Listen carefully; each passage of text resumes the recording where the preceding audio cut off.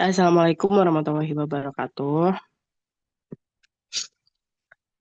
Presentasi kali ini akan dilakukan oleh kelompok satu dengan judul Pendekatan Sastra Bandingan menurut Jos, yang mencakup motif, tipe, dan tema.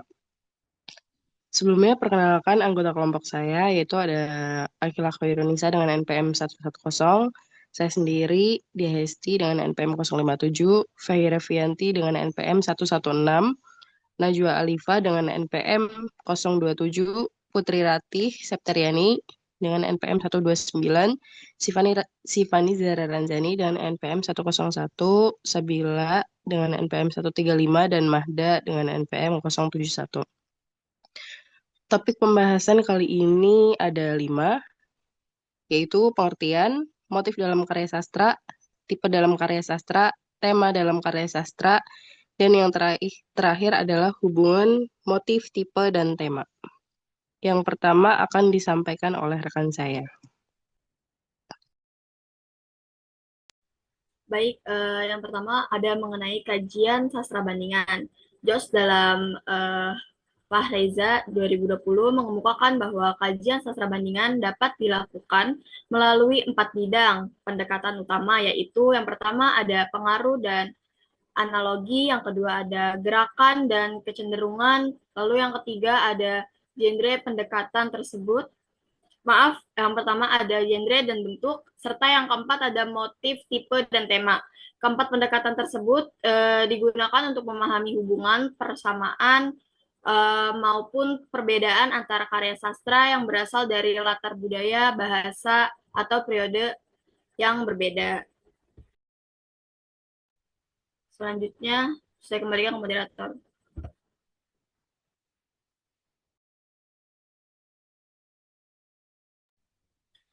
Baik, selanjutnya ada motif dalam karya sastra. Motif merupakan unsur naratif yang berfungsi sebagai penggerak utama tindakan tokoh dan perkembangan peristiwa dalam cerita.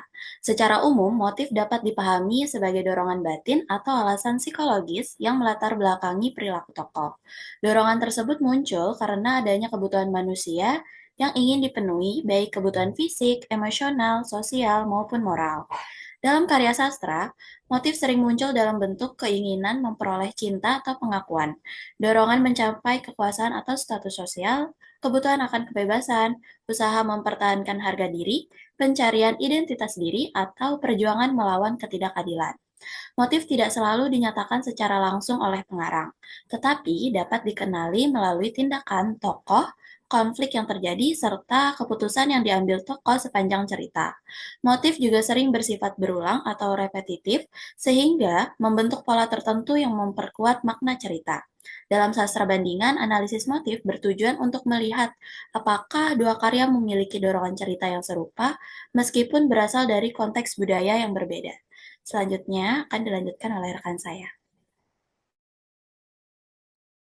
Selanjutnya ada tipe dalam karya sastra. Tipe merujuk pada klasifikasi atau pola karakter tokoh berdasarkan sifat, peran, serta kecenderungan perilakunya dalam cerita. Tipe bukan sekedar individu tertentu, melainkan representasi karakter yang bersifat umum atau universal. Tipe tokoh biasanya mencerminkan kondisi sosial masyarakat, nilai budaya, pandangan moral, atau stereotip tertentu yang hidup dalam masyarakat. Contoh tipe tokoh dalam sastra antara lain, tipe pahlawan, tipe pemberontak, tipe korban sosial, tipe penindas, tipe tokoh bijaksana, tipe idealis, atau materialistis. Setiap tipe memiliki karakteristik khusus yang mempengaruhi cara tokoh menghadapi konflik dan mengambil keputusan. Melalui analisis tipe, peneliti dapat melihat bagaimana pengarang membangun representasial manusia serta bagaimana suatu masyarakat memandang peran individu di dalam kehidupan sosial. Dalam sastra bandingan, kajian tipe digunakan untuk membandingkan pola karakter antara karya, misalnya apakah dua karya menghadirkan tipe tokoh perempuan yang sama kuatnya atau tipe tokoh marginal yang serupa. Selanjutnya akan dilanjutkan oleh rekan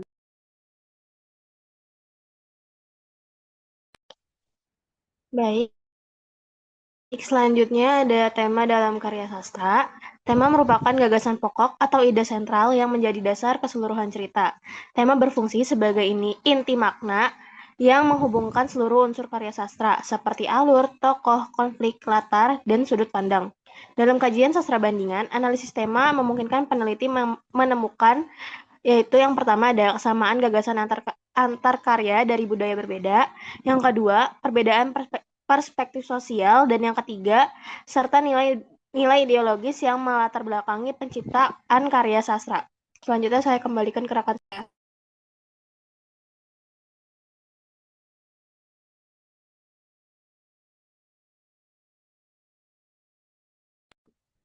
Selanjutnya ada tema dalam karya sastra. Tema biasanya berkaitan dengan persoalan universal kehidupan manusia. Misalnya yang pertama ada cinta dan pengorbanan, yang kedua konflik sosial, yang ketiga ketidakadilan, yang keempat perjuangan hidup, yang kelima identitas dan eksistensi manusia, yang keenam moralitas, yang ketujuh relasi kekuasaan, atau kedelapan kritik terhadap kondisi masyarakat. Tema tidak selalu dinyatakan secara eksplisit, tetapi dapat dipahami melalui keseluruhan peristiwa dan konflik yang dialami tokoh. Tema juga mencerminkan pandangan hidup atau worldview pengarang terhadap realitas sosial di zamannya. Selanjutnya akan dijelaskan oleh rekan saya.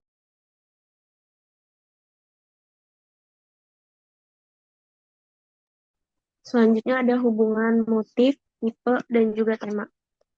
Dengan kata lain, motif menggerakkan cerita, yaitu tipe menjalankan cerita dan juga tema menjelaskan makna cerita. Melalui pendekatan motif, tipe, dan juga tema, penelitian sastra bandingan dapat mengungkap struktur makna yang mendalam sekaligus menunjukkan bagaimana karya sastra dari latar berbeda tetap memiliki persoalan kemanusiaan yang universal. Selanjutnya akan dilanjutkan dengan teman saya.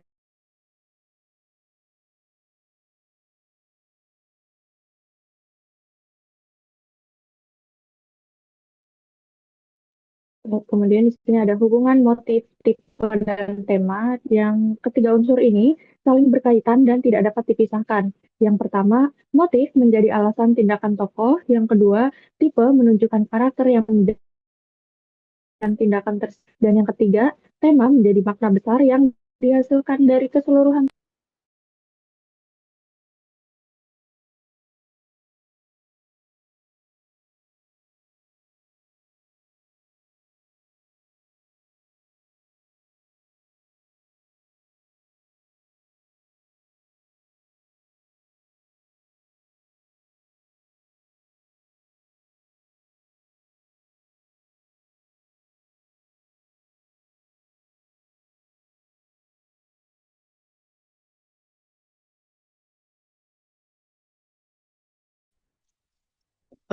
Cukup sekian yang kelompok kami dapat sampaikan. Kurang lebihnya mohon maaf. Terima kasih. Wassalamualaikum warahmatullahi wabarakatuh.